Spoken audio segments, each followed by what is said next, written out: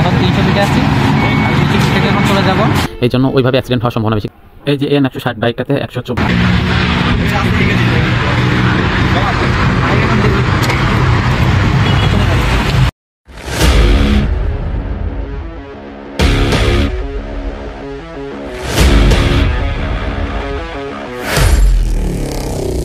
Hello viewers, দেখতে পাচ্ছেন আমরা এখন 300 ফিট রোডে আছি, আর 300 ফিটের ভাইরাল জায়গা, এটা ভাইরাল প্লেস।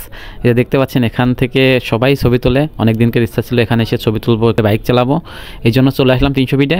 আজকে চলুন এই 300 ফিটের ভিউ দেখাবো এবং 300 ফিটে বাইক রাইড করা দেখাবো এই ভিডিওতে। আমরা 300 ফিট হয়ে বেরিয়ে যাব, এখান থেকে কুড়িল হয়ে চলে যাব একবারে। দেখতে পাচ্ছেন 300 ফিট, 300 মিটার রোড, আর এখন আমরা বাড়ির বাসায় যাবো।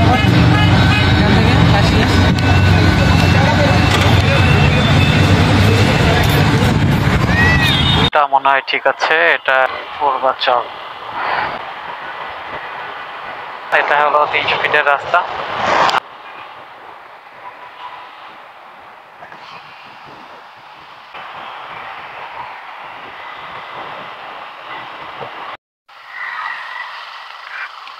এই দেখতে মনে হয় ছবিটা তোলা, আচ্ছা সে একটা ভিউ।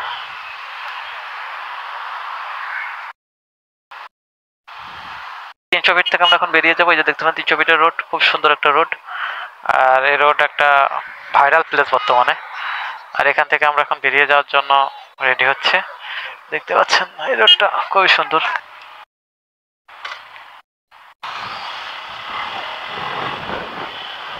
এই যে সেই ভাইরাল রোড থেকে আমরা বেরিয়ে যাচ্ছি, জায়গাটা খুব সুন্দর লাগে। আমরা 300 ফিটের সেই ভাইরাল প্লেস থেকে এখন বেরিয়ে যাচ্ছি। খুব ইচ্ছা ছিল এই রোডে বাইক চালাবো, আজকে সেই ইচ্ছাটা পূরণ হলো, কারণ এর মধ্যে আর আসা হয় না, খুব ব্যস্ততার মধ্যে থাকা হয়। আর আজকে চলে আসলাম হুট করে, আজকে 31st নাইট পালন হবে সবার জন্য।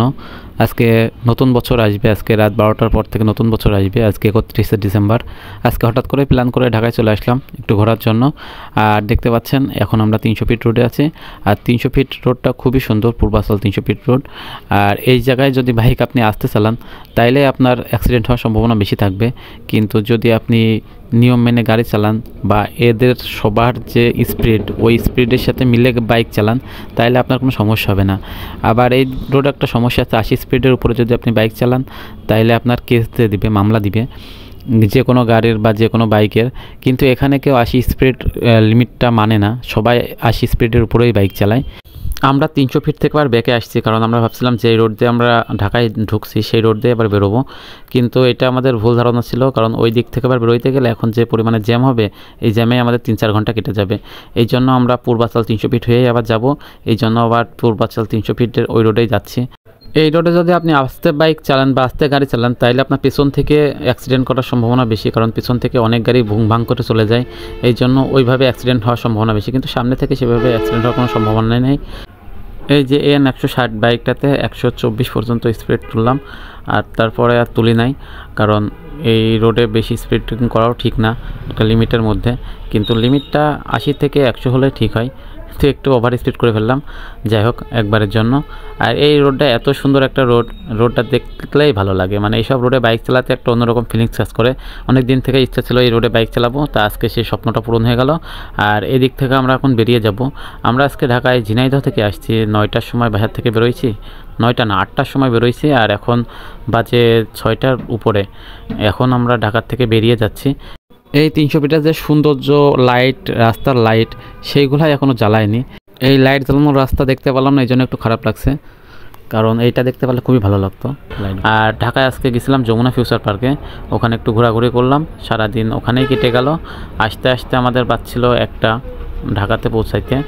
আর আমরা মাওয়া রোডে অবশ্য লিমিট ক্রস করিনি, সবসময় 80 স্পিডের নিচেই চালাইছি, কারণ ওখানে সবসময় পুলিশ দাঁড়িয়ে থাকে, তো গান নিয়ে স্পিড গান নিয়ে যখন তখন মামলা দিতে পারে, এই জন্য ওখানে আমি স্পিড লিমিট ক্রস করিনি কখনো।